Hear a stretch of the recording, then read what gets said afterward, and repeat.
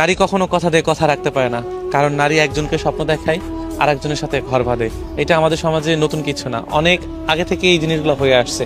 কারণ নারী যখন স্বার্থ খুঁজে তখন সে অন্য পুরুষে আসক্ত হয়, আর যে পুরুষ তার জন্য কষ্ট করে তার জন্য নারীর কিঞ্চিত পরিমাণ মায়া পর্যন্ত লাগে না।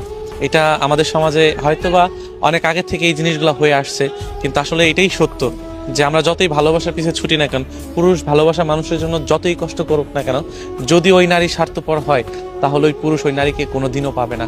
কারণ দিন যাবে, আর যখন ওই নারী অন্যের কাছে স্বার্থ খুঁজবে, যখনই বুঝবে যে এই পুরুষের থেকে ওই পুরুষের কাছে স্বার্থটা একটু বেশি, তখন নিঃসন্দেহে চোখ বুজে এই পুরুষকে ফেলে দিয়ে ওই পুরুষের পিছিয়ে ছুটবে।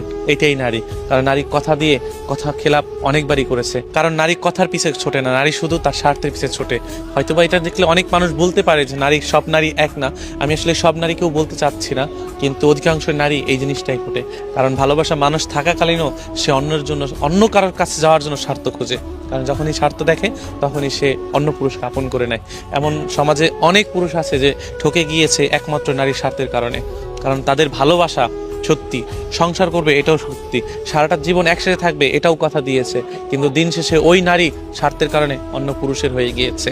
আর যে পুরুষ স্বপ্ন দেখেছে সে পুরুষ সারাটা জীবন ওই নারীকে মনে রেখেছে, অথচ দেখেন ওই নারী ওই পুরুষের নামটা অবধি পর্যন্ত মনে রাখে না। অথচ নারী বলে বেড়ায় যে নারী নাকি ভালোবাসার জন্য সেরা, নারী নাকি ভালোবাসার জন্য সবসময় সেরা হয়ে থাকে, সে নাকি সংসারের জন্য জীবন দিয়ে হলেও সবকিছু করে। হ্যাঁ, এটা করে, তবে এরকম নারী পাওয়ার জন্য ভাগ্যের দরকার আছে। আসলে সব পুরুষের ভাগ্যে এরকম নারী জোটে না।